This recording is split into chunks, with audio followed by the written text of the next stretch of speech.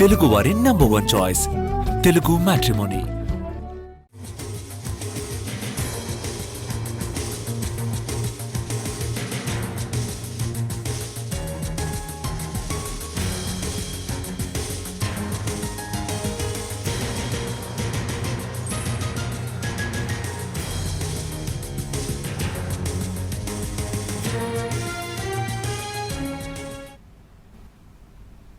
తమిళనాడులో ఘోర రోడ్డు ప్రమాదం జరిగింది. విల్లుపురం జిల్లా విక్రవాండి సమీపంలోని జాతీయ రహదారిపై కారు కంట్రోల్ తప్పి డివైడర్ను ఢీకొట్టింది. ఒక్కసారిగా భారీగా మంటలు వ్యాపించడంతో ముగ్గురు యువకులు సజీవ దహనమయ్యారు.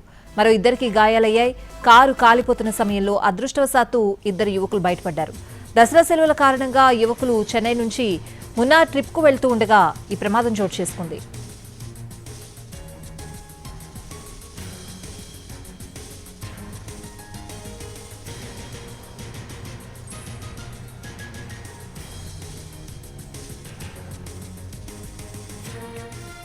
తమిళనాడులో ఘోర రోడ్డు ప్రమాదం జరిగింది. విల్లుపురం జిల్లా విక్రవాండి సమీపంలో జాతీయ రహదారిపై కారు కంట్రోల్ తప్పి డివైడర్ను ఢీకొట్టింది.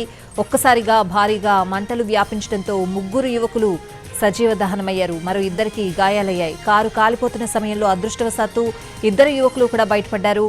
దసరా సెలవుల కారణంగా యువకులు చెన్నై నుంచి మున్నార్ ట్రిప్కు వెళ్తూ ఉండగా ఈ ప్రమాదం చోటు చేసుకుంది.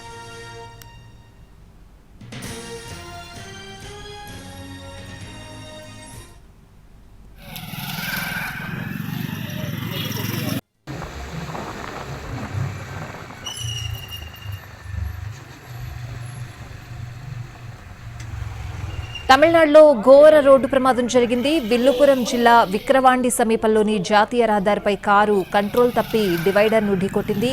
ఒక్కసారిగా భారీగా మంటలు వ్యాపించడంతో ముగ్గురు యువకులు సజీవ దహనమయ్యారు. మరో ఇద్దరికి గాయాలయ్యాయి.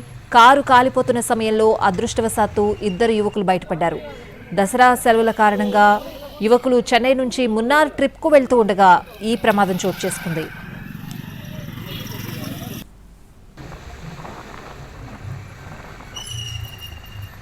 యాక్సిడెంట్ కి సంబంధించిన పూర్తి అప్డేట్స్ అడిగి తెలుసుకుందాం. మా ప్రతినిధి కార్తీక్ అందిస్తారు. కార్తీక్,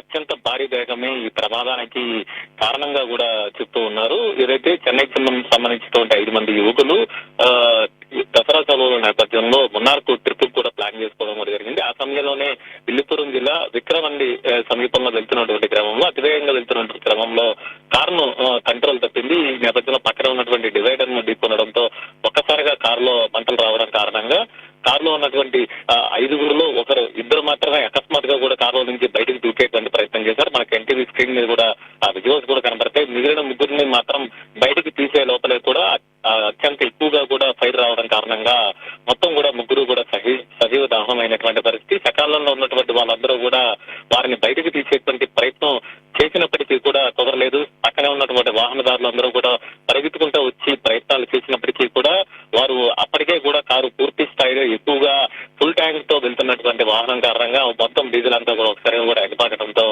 భారీ నిప్పులు అనేది కూడా ఎగపట్టడం కారణంగా వారి ముగ్గురు కూడా సజీవ దహనం అయినటువంటి పరిస్థితి. మిగిలిన ఇద్దరు మాత్రం గాయాలతో ఉన్నటువంటి వారిని స్థానికంగా ఉన్నటువంటి విక్రవాండి ప్రభుత్వ ఆసుపత్రికి కూడా తరలించారు.